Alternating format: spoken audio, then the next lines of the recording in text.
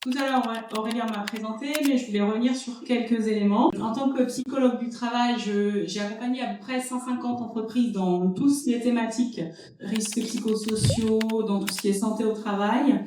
Donc, avant de m'intéresser particulièrement à la santé des dirigeants, en tant que psychologue du travail depuis 11-12 ans, j'accompagne les dirigeants aussi dans les problématiques qui sont les leurs, puisque par question de responsabilité, ils vont être très souvent concernés par la problématique de santé mentale de leurs salariés. Donc voilà un peu le lien entre les deux interventions.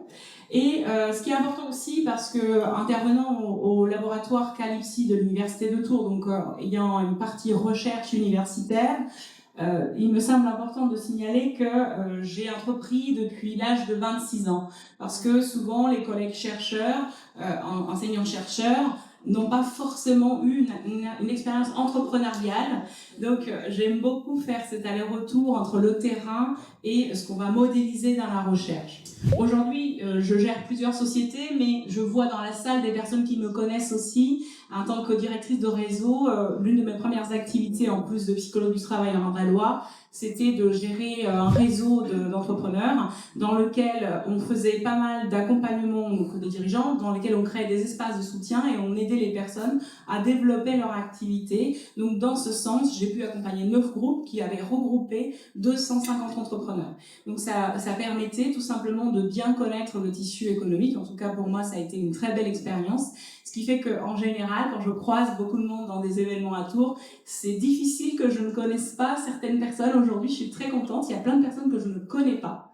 Et c'est une très bonne chose. Ça veut dire que l'ANR et Carnet Pro réussit à mobiliser et à amener pas mal de personnes dans ces interventions.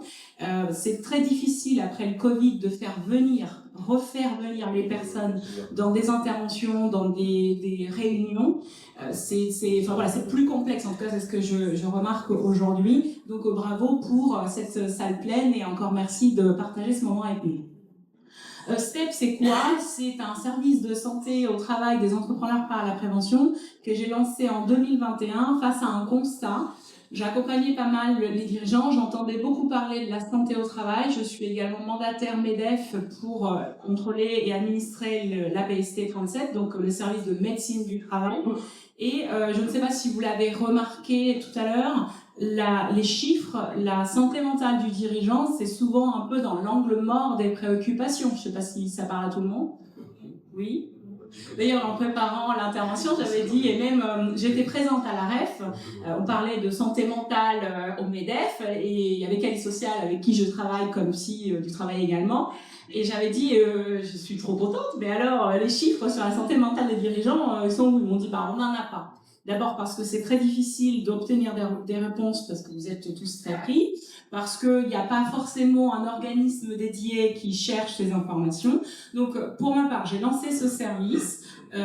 En tant qu'universitaire, je me suis aperçue qu'il n'y avait pas de programme de recherche scientifique à proprement parler qui étudiait la question. Quand vous vous posez des questions sur la santé mentale ou sur la santé physique de vos salariés, il y a des modèles. Vous avez le Sigrist, le Carasec, enfin, vous avez des choses qui vous permettent de mesurer. Il y a des outils. Mais pour la santé mentale des dirigeants, pour la santé globale des dirigeants, il n'y avait pas grand-chose. Donc voilà comment ça a commencé.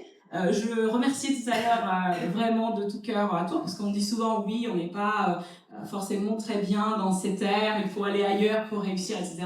C'est tout à fait le contraire. Ici à Tours, on a eu énormément d'échos. Et aujourd'hui, on est présent dans une dizaine de villes françaises, à Lausanne et à Bruxelles, qui va y avoir une ouverture, avec 3800 partenaires. Donc STEP fonctionne de la façon suivante.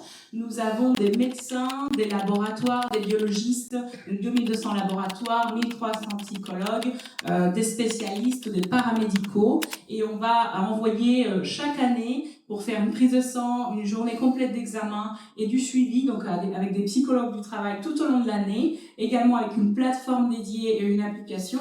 Donc réussir à mobiliser 3800 professionnels de santé qui veulent s'engager dans la prévention, qui veulent accompagner cette population un peu oubliée, c'est pour moi une belle satisfaction. Et malheureusement, parfois quand j'interviens, on me dit oui, mais vous savez, les médecins sont déjà super pris, c'est hyper difficile de pouvoir avoir des rendez-vous, etc. Ma réponse en général, c'est, vous savez, ce n'est pas qu'il y a peu de médecins, c'est qu'il y a trop de maladies chroniques. Donc changer le paradigme du système curatif où on va s'occuper des choses quand on aura un problème, c'est vraiment un peu notre mission au quotidien, c'est de dire on va essayer de travailler en amont parce que notamment un dirigeant a difficilement une semaine à perdre avec une rage de dents, avec une problématique de santé mentale ou autre chose, là où on trouvera très peu d'offres malheureusement dans le curatif. Alors, on a parlé tout à l'heure de santé mentale. Donc je suis psychologue, donc forcément c'est pas simple tous les jours. Hein. Donc j'entends très souvent dire le psy ça ne sert à rien. Qui est d'accord avec ça? Oui. Moi aussi je suis d'accord. Le psy ça ne sert absolument à rien si vous ne voulez pas vous développer. Si vous ne voulez pas avoir des relations sociales de meilleure qualité, si vous ne voulez pas contribuer à la société, si vous ne voulez pas avoir du succès, si vous ne voulez pas être productif, c'est sûr, le psy, ça sert à rien. Mais pour le reste, c'est vachement aidant. Évidemment, on a une culture très particulière qui va pas dans ce sens, où on a beaucoup de stigmates autour de cette profession. Parce que malheureusement, on a souvent mis l'accent sur les déterminants de la santé, notamment de manière individuelle. Sauf que la santé mentale et la santé globale est totalement influencée par pas mal de facteurs. Donc souvent, on va dire, voilà, la problématique de santé, c'est vous, il y a un truc qui va pas, il faut se faire suivre. C'est un truc sympa parce que là on a l'impression qu'on va se faire poursuivre dans la rue. Donc ce n'est pas uniquement un déterminant individuel. La santé, elle est très influencée par des problématiques individuelles, on l'a dit, donc génétiques, plein de facteurs en fait liés à la personne, à son histoire, mais elle est pas mal influencée par des facteurs sociaux. Pendant la période Covid, j'ai organisé avec le MEDEF une cellule prévention du suicide des commerçants. La période était très dure, ils devaient organiser le télétravail pour ses salariés, pour leurs salariés, ils devaient gérer les PGE, enfin c'était terrible, ils étaient assez seuls quand même. Donc d'un point de vue social, c'était complexe, donc c'était pas eux qui n'allaient pas bien pour une question personnelle, c'était un environnement qui impactait de manière négative leur santé mentale notamment. Il y a aussi des facteurs économiques. On parlait tout à l'heure de QVCT, de RPS, etc. Mais j'ai changé la semaine dernière avec quelqu'un en MEDEF qui m'a dit, vous savez madame, moi j'ai une visibilité à 3 mois sur la survie de ma boîte, d'un point de vue économique.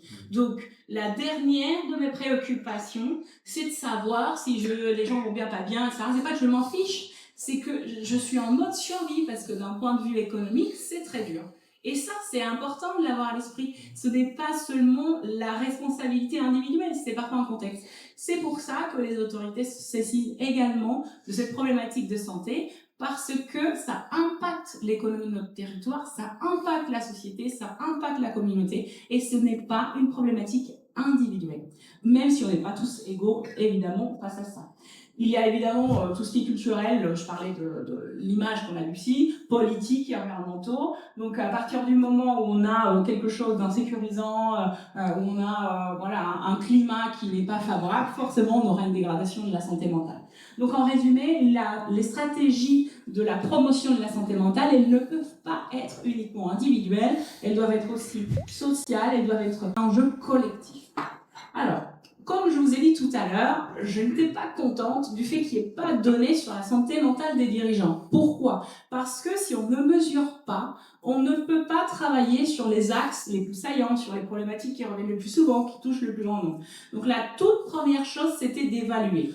On a lancé avec le club ETI et le MEDEF Centre-Val de Loire le premier observatoire de la santé des dirigeants. On n'a pas eu un succès incroyable puisqu'on a 160 réponses, mais c'est déjà très bien. C'était un questionnaire anonyme qui reprenait 21 échelles que nous avons travaillées dans le laboratoire Calypsi qui est spécialisé dans la santé des adultes dans différents contextes, notamment le contexte de travail.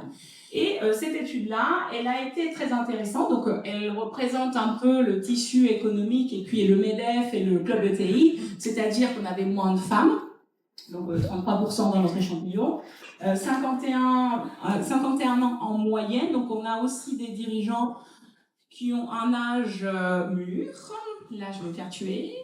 50 ans, c'est l'âge mûr. 45, c'est senior. Non, on arrive. Ça se passait bien, et elle a sorti un truc. Ça y est, ça réveille. Dirigeants depuis 14 ans, 70% voient leur médecin généraliste quand ils se posent des questions sur leur santé. Alors, c'est quand même un peu particulier, cette première donnée. Pourquoi un dirigeant imagine que quand il va pas bien, la meilleure solution, c'est de voir son médecin traitant. Déjà, pour ceux qui en ont un, ceux qui ont un médecin généraliste. Pourquoi, à votre avis, un dirigeant imagine que c'est une bonne chose d'aller voir son médecin traitant quand il ne va pas bien? Il est vraiment déjà en mode solution, curatif, recherche d'efficacité. Combien de temps vous pensez qu'il faut pour exprimer une émotion simple? 90 secondes. Combien de temps vous savez qu'il faut à un médecin pour vous prescrire quelque chose, vous donner donc un traitement, ce que vous êtes venu chercher, et donc plus ou moins arrêter ce que vous êtes en train de lui dire? 25 secondes. Je ne jette pas la pierre, les médecins ne sont pas formés en général pour traiter cette partie gestion émotionnelle. Donc, c'est pas qu'ils veulent pas, ils ont que 15 minutes et surtout, ils veulent trouver une solution. Vous venez avec un problème, ils veulent trouver une solution. Et vous êtes un peu dans ce mood-là, donc ok. Sauf que la problématique de santé mentale, on a dit tout à l'heure que c'était la première cause des dépenses et la première cause des consultations, même avant les cancers et les maladies cardiovasculaires. Donc, si voir le médecin généraliste est la solution pour 80% de consultes psy, on a un petit décalage entre la solution et le problème. 60% d'entre eux ne font aucune activité sportive. Pourquoi c'est important pour la santé mentale? Parce qu'en fait, on se rend compte que il y a beaucoup de carences en neurotransmetteurs. On a parlé de psychologie, mais la santé mentale, c'est avant tout une problématique chimique, biologique. Donc, par notre alimentation, notre mode de vie, le stress qu'on peut avoir au quotidien, on peut avoir d'énormes carences et donc des niveaux très bas en neurotransmetteurs. Un neurotransmetteur, c'est ce qui passe l'info d'un neurone à l'autre. Donc, en gros, vous avez un service logistique avec pas mal de monde en moins. Donc, les infos, elles sont saccadées, ça marche pas très bien. Donc, la problématique de la santé mentale, elle est aussi liée à cette sédentarité qui va impacter de manière négative les neurotransmetteurs, donc qui va influencer les carences en neurotransmetteurs. Après, il y a un sujet sur l'alcool. Alors, celui-là, il est sympa.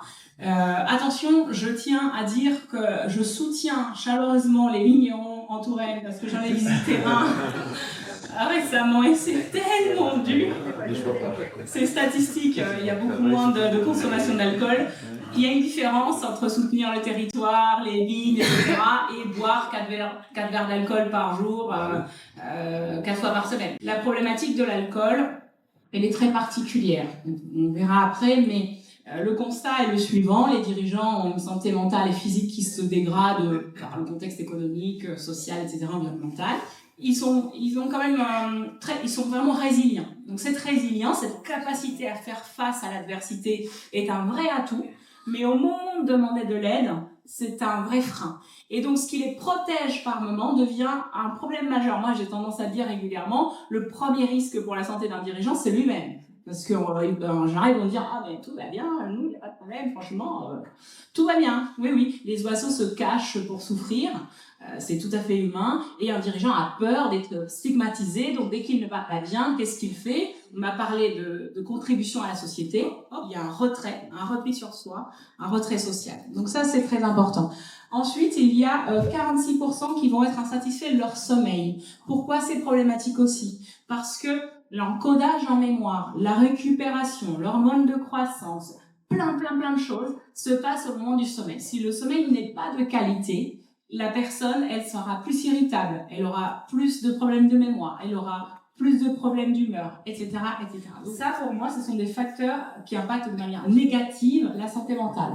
Et on présentait ces premiers résultats vendredi au MEDEF, et il y avait la PST avec nous, et la personne de la PST disait, bah quand même, 42% se estiment en mauvaise santé mentale, ça paraît beaucoup. Et moi, j'ai envie de dire, bah ça reflète un peu la société. En tant que psy du travail, on en a pour 10 ans. Après Covid, des problématiques liées à cette période sur la santé mentale des jeunes et de la population en général. Pourquoi le dirigeant ne serait pas impacté? C'est une personne comme une autre, hein. En plus, avec plus de contraintes. Il y a une deuxième partie des résultats où ils vont déclarer qu'ils se sentent émotionnellement vidés au travail. Donc là, c'est vraiment un indicateur pour moi qui prédit ce fameux burn-out. Le burn-out, c'est avant tout quelque chose de très physique, de très chimique aussi, c'est-à-dire que les systèmes du stress n'arrivent pas du tout à fonctionner correctement et on a besoin de ce système pour s'adapter au quotidien. On a tendance à dire régulièrement que c'est problématique d'avoir du stress au quotidien. Par contre, le pire, c'est quand on n'arrive plus du tout à stresser. C'est-à-dire que avoir du stress, ok. Quand ça devient chronique, le mécanisme ne fonctionne plus correctement et donc vous n'arrivez plus à vous lever, à vous habiller, à arriver au travail, à vous motiver, etc. Donc la problématique pour moi, c'est avant tout l'épuisement émotionnel qui, lui, va prédire la rupture du mécanisme qui vous met en sécurité. Donc, bien évidemment, on a parlé du stress, on a parlé d'isolement et on a parlé de manque de détachement psychologique. Souvent, on va dire, les dirigeants travaillent 60 heures, 70 heures, etc. Et moi, j'ai tendance à dire, ça leur plaît, ils sont très contents aussi de beaucoup travailler, ils sont investis. Par contre, la problématique, alors parfois ils n'ont pas le choix, hein, je vous vois venir dans ce sens, mais la problématique majeure, c'est pas forcément la quantité de travail, parfois c'est le fait qu'ils ne se détachent jamais, ou presque jamais, psychologiquement du travail. C'est-à-dire qu'ils se réveillent, ils pensent à leur entreprise, le week-end ils pensent à l'entreprise, le soir ils pensent à leur entreprise. Donc il y a plus de difficultés à se détacher psychologiquement du travail. Et là, on a fait passer aussi l'échelle de risque suicidaire. C'était des questionnaires anonymes. On a 9% qui ont dit qu'ils avaient des idées suicidaires. Pour moi, c'est quand même assez inquiétant. Et 41% envisageaient d'arrêter leur activité dans les 5 ans à venir. Ça, c'est très problématique pour le territoire. Évidemment, vous avez vu l'âge de l'échantillon, etc. Donc, forcément, c'est des personnes qui pensent à leur transmission, enfin, la transmission de l'entreprise à un moment donné. Mais la plupart des gens qui vont bien dans leur travail et qui développent bien leur entreprise pensent plutôt à pérenniser l'activité ou à la développer, pas forcément à arrêter. Donc pour moi, il y a aussi un lien direct entre la problématique de santé mentale, le côté environnemental, social, etc., et cette intention d'arrêter son activité professionnelle. Le souci, c'est que derrière, on a des emplois et on a des territoires. 98% de nos entreprises françaises emploient 53% des salariés en France. Ce ne sont pas des grands groupes, ce sont des petites entreprises. Et donc, si les gens ne veulent plus, ils veulent tous devenir ingénieurs, qualité, sécurité, environnement, faire des audits tout seuls et plus avoir de salariés, on va avoir un petit problème économique sur nos territoires. Donc, qu'est-ce qui se passe? En résumé, il y a un dirigeant sur 3 qui va se dire en mauvaise forme psychologique. Ils vont pas forcément consulter, et ça, c'est problématique. Pour moi, c'est là le nœud le problème, il est là. Donc 1 sur 3 va renoncer à consulter. J'ai pas trouvé les rendez-vous, j'avais autre chose à faire, je sais pas vers qui me tourner. Donc ça va renoncer aux soins.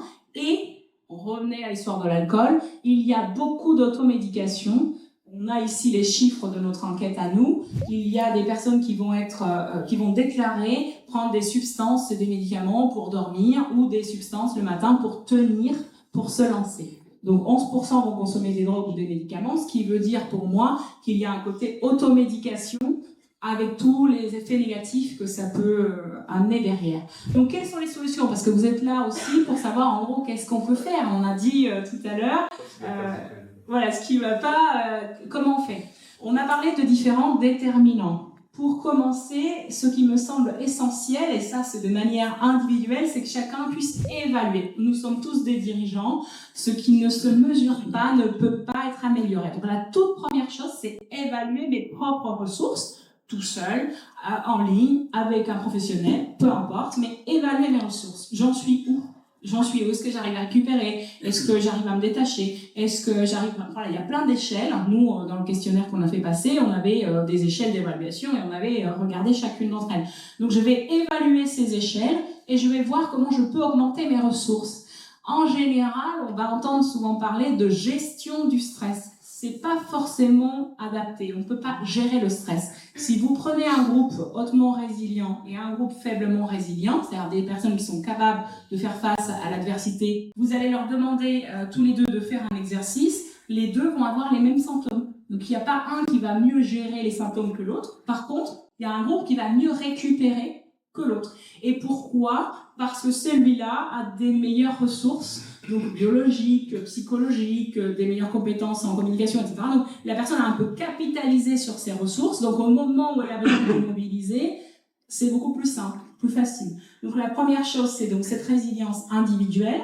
La deuxième, c'est ce qu'on fait ce matin et ce que font les acteurs du territoire, interagir. Vous savez, avant le sommeil ou ce qu'on mange, les relations professionnelles, les relations sociales, les relations personnelles, elles vont influencer davantage notre santé mentale que ce qu'on mange à qualité de notre sommeil. Il y a une vingtaine de zones de notre cerveau qui ne vont s'allumer qu'au contact d'autrui. Donc on a besoin d'interagir, on a besoin d'intégrer des espaces de soutien, des groupes de pairs, et c'est un super facteur de protection. Donc créer des environnements de soutien, cette cohésion sociale va réduire les facteurs de risque. Parfois on est pris, on a la tête dans le guidon, mais sortir de nos entreprises et de nos quotidiens, c'est aussi être en meilleure santé mentale, parce qu'on va trouver quelqu'un qui a la même problématique que nous, parce qu'on va pouvoir discuter, parce qu'on va pouvoir rigoler, parce qu'on va pouvoir boire un café tranquillement et parler de tout et de rien, et ça va nous faire du bien. Et aussi réorienter vers les services de santé, donc identifier les acteurs du territoire et pouvoir aller vers eux. Donc développer sa résilience, notamment en se formant, en s'informant, en étant accompagné, travailler sur les perceptions, c'est-à-dire que parfois on a 10% de ce qui m'arrive et 90% de comment je le prends. C'est ce qu'on appelle la réinterprétation positive. Il m'est arrivé quelque chose de difficile. Est-ce que j'ai des ressources? Est-ce que j'ai travaillé pour être en capacité de réinterpréter ça de manière positive? Alors, le contrôle URSSAF ou fiscal, je sais pas trop comment on y va sur la réinterprétation positive, mais on peut donner un peu de cœur. Voilà. Mais en tout cas, le but, c'est de dire mon attitude, ma perception, elle peut m'aider à faire face à la situation. Consacrer du temps à des causes qui nous sont chères, par exemple s'investir dans des choses qui vont nous sortir un peu de notre travail et donner du sens, où on va pouvoir partager et être dans le lien social, ce sera positif. Résoudre les problèmes rapidement et considérer aussi cet accès aux services de santé mentale. On parlait tout à l'heure de la médecine du travail, donc où je suis mandataire par le MEDEF. Il y avait pendant la période Covid un programme de dépistage du Covid et de vaccination pour les salariés. Par contre, le dirigeant, il n'était pas compris dedans. Je ne sais pas si ça parle à quelques-uns dans la salle. Non, c'était pas une mauvaise intention, c'est juste qu'on n'y avait pas pensé. Lui, il est pas, c'est pas grave. Enfin, je veux dire, lui, il gère quoi. Ou elle. Donc parfois, c'est de dire, il y a des dispositifs qui existent. Donc moi, j'ai quelqu'un que j'accompagne sur step qui me dit, bah moi, je suis allée les voir, elle me dire, bah et moi. Et ils m'ont quand même pas jeté, donc les services sont là pour vous. C'est aussi de dire, mais moi aussi, j'ai le droit, je suis un être humain comme les autres, je peux être malade. Et d'ailleurs, si je suis malade, il y a une centaine de personnes qui ne seront pas très bien. Donc peut-être que s'occuper de moi, c'est pas une mauvaise chose.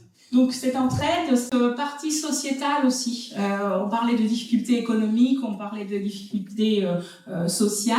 Parfois, ce qui peut être aidant également, c'est de prendre part à cette défense de nos droits. C'est de pouvoir s'engager via des organisations pour qu'on puisse défendre également nos conditions de travail à nous, nos sources de stress à nous, etc.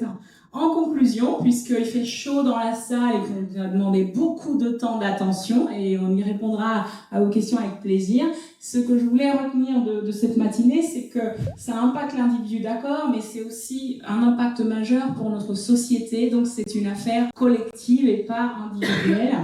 Et la promotion de cette santé, elle doit être l'objet de la recherche, des services, de l'éducation, mais aussi des politiques. Ce n'est pas uniquement à nous, dans nos entreprises, à nous, individus, de gérer cette situation-là, mais aussi une affaire de société. Donc, retenez de cette matinée que quand vous êtes dirigeant, vous êtes un dirigeant responsable. Si vous prenez soin de vous, ce n'est pas un privilège, ce n'est pas un luxe, c'est aussi une manière de s'inscrire dans la durée.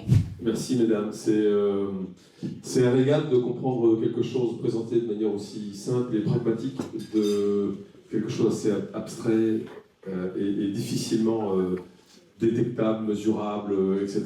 et dans lesquels il n'y a pas un fantasme, enfin on peut imaginer des tas de choses autour des sujets psychologiques. Donc il y a cet aspect très très pratique que j'avais annoncé, qu'on trouve bien dans votre exposé. En tout cas merci, parce que c'est exactement ce dont on a besoin en fait, c'est d'être ramené à des choses très pratiques. Une petite question, quand on fait la comparaison du mode de fonctionnement de la science dans les pays européens occidentaux par rapport à des pays comme l'Asie par exemple, où la notion du préventif est très très dominante. Qu'est-ce que vous pouvez nous dire sur la notion préventive? C'est-à-dire, plutôt que d'être dans la phase analyse, prise de sang, entretien, etc., questionnaire, etc., qui arrive pour faire un constat et traiter les conséquences des résultats, qu'est-ce qu'on peut dire sur l'avant?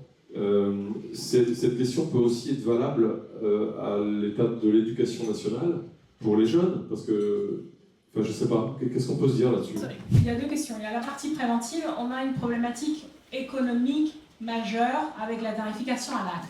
Les médecins avec qui je travaille chez STEP ne sont pas rémunérés de manière générale pour faire de la prévention. Ils sont même sanctionnés par moment. C'est-à-dire que si vous n'avez pas des facteurs de risque, je n'ai pas, moi, cardiologue, à vous faire une échographie cardiaque qui va peut-être me permettre de vous éviter un infarctus et qui va permettre vraiment d'éviter énormément de dépenses à la sécurité sociale et à la société. D'accord ?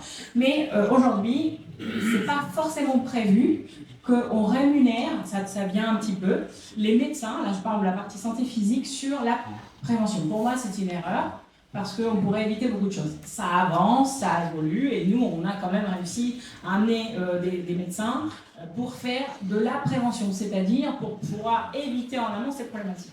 Sur la partie santé mentale, on parle beaucoup de troubles, mais la santé mentale, il y a plein d'autres éléments. Le premier pour moi, c'est de travailler sur l'orientation. On a dit, le travail c'est important, etc. Mais faire un travail qui nous plaît, qui a du sens, avoir bien choisi sa voie, sa filière et tout ça, c'est un excellent facteur de protection pour une bonne santé mentale. Donc, dans la prévention, parfois, c'est de dire, dans l'éducation, dans les dispositifs, dans les entreprises, accompagner les choix, les compétences, la stratégie professionnel de quelqu'un, c'est déjà favoriser une bonne santé mentale.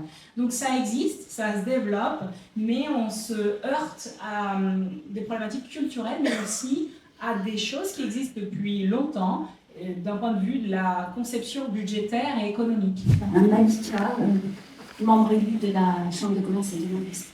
Bonjour, bravo déjà pour la qualité des intervenants, ça j'ai rien de nouveau et je pense que tout le monde le partage.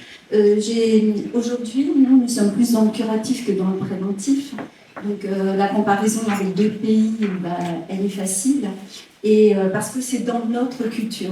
On a des symptômes, on attend, on les minimise, on attend que ce soit plus important, que ça nous handicape pour pouvoir ensuite consulter. Mais on a aussi une excuse, c'est l'environnement de la santé mentale. Avant, on parlait de Mars et Vénus, on a parlé de la communication bienveillante, maintenant on est à la santé mentale. Ce sont des thématiques et puis on ne sait pas comment la détecter, on ne sait pas vers qui se tourner pour pouvoir nous accompagner. Et on n'a pas les outils. Aujourd'hui, demain, je suis aussi démunie, alors qu'est-ce que vous pouvez faire pour... Déjà, sur vers qui se tourner, et la mise en situation, vous la voulez pour identifier chez vous ou pour vos collaborateurs? Les deux. Vers qui se tourner, je dirais en premier lieu, pour les dirigeants, vos organisations patronales. Franchement, je ne fais pas la pub du MEDEF, je ne suis pas payée pour ça, mais ils se sont vraiment saisis de cette problématique. Pourquoi? Parce qu'ils se rendent compte qu'il y a beaucoup de demandes qui remontent et qu'il fallait qu'ils puissent avoir un maillage.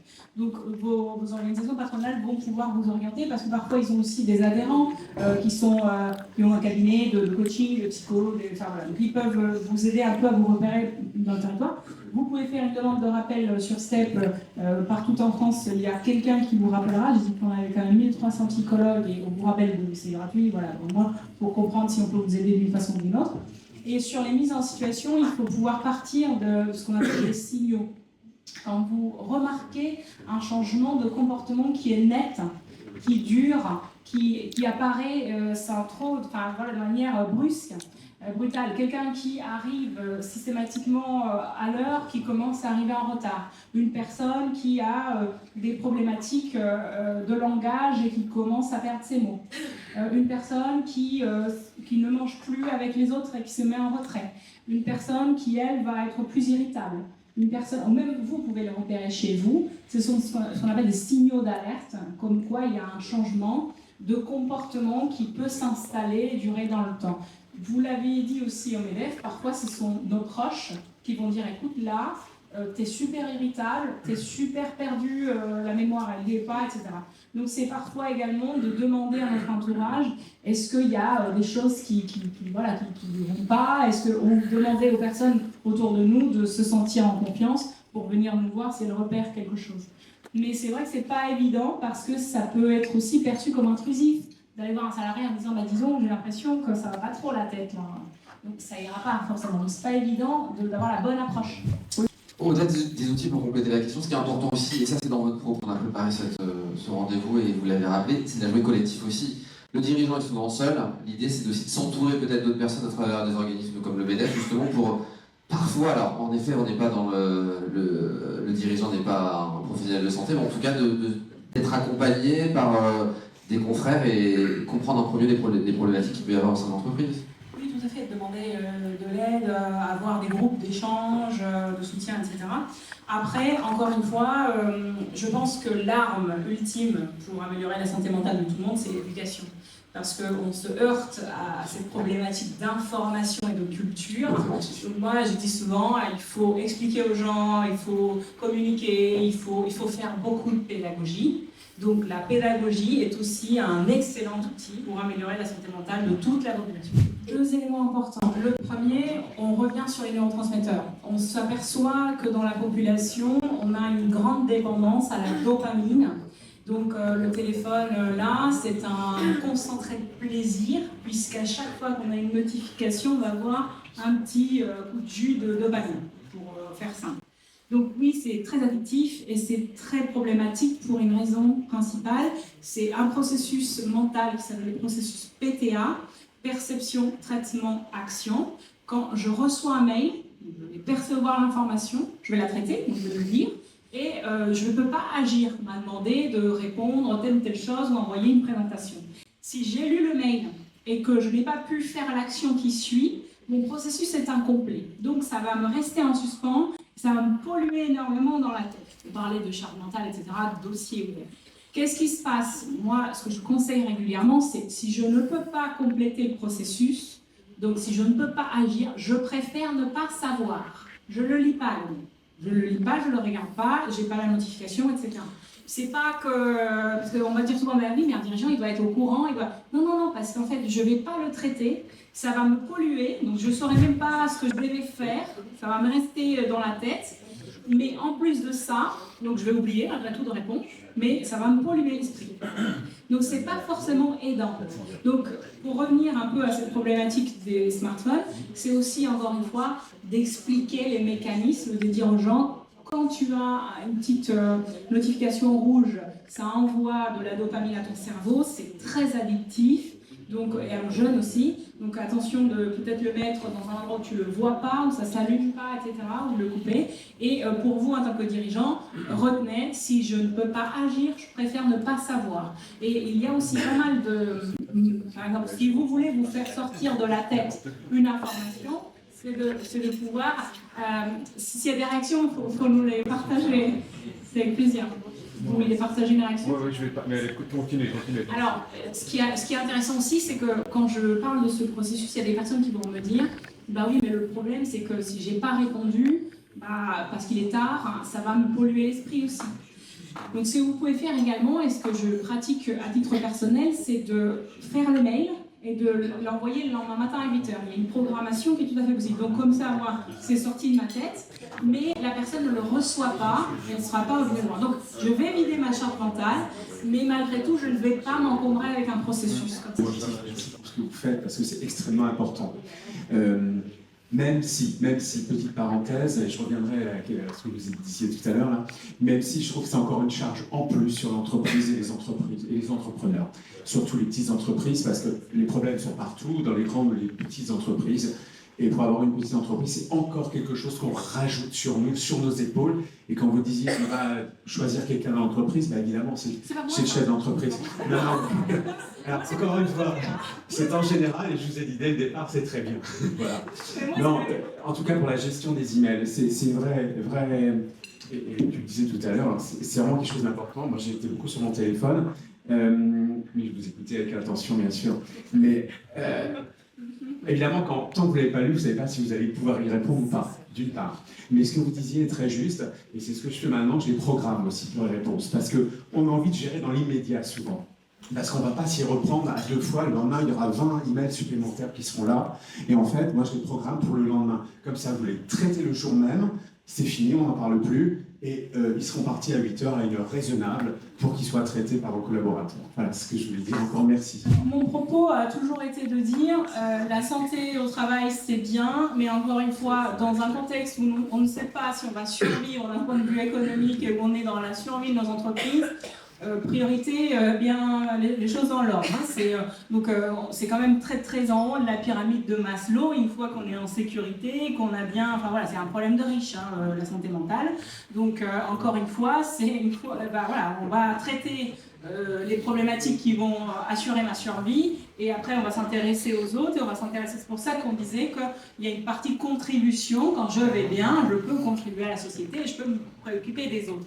Et mon propos essentiel, c'est de dire aussi aux dirigeants, occupez-vous de vous, parce que le jour où vous ne serez pas bien, vous n'aurez pas de chômage, vous ne serez pas bien indemnisé, vous aurez toujours vos dettes, et vos salariés vont trouver un autre job. Donc mon propos a été dès le début de dire, pensez d'abord à vous, parce que vous avez tendance à vous occuper de tout le monde, mais occupez-vous de vous d'abord. Hein. C'est comme ça que les choses doivent être. 2 réflexions avant de conclure ce rendez-vous, une question pour chacune. Déjà, nos dirigeants au Centre Val-de-Loire, je sais que le panel c'est sur un nombre infime, mais est-ce qu'on peut faire une comparaison par rapport à d'autres régions aujourd'hui? Est-ce qu'on va plutôt bien, plutôt mal? Est-ce que vous avez des chiffres ou pas? Les chiffres sont à peu près les mêmes qu'on retrouve dans la Fondation LMA et BPI Lab. C'est plus ou moins la même chose. On retrouve à peu près les mêmes marqueurs. Il faut quand même savoir que je vais continuer cet observatoire de la santé avec d'autres MEDEF partout en France, et que notre programme de recherche est très ambitieux. On est sur tout le territoire français et on continuera cette partie recherche, parce que je veux pouvoir amener sur le domaine scientifique, au niveau de la presse, au niveau des institutions, ce sujet avec des données précises qui reflètent le terrain. Donc on va continuer dans ce sens. Merci infiniment, merci à Séverine Monjalon qui a eu la bonne idée justement d'associer vos 2 profils pour ce beau rendez-vous de ce matin.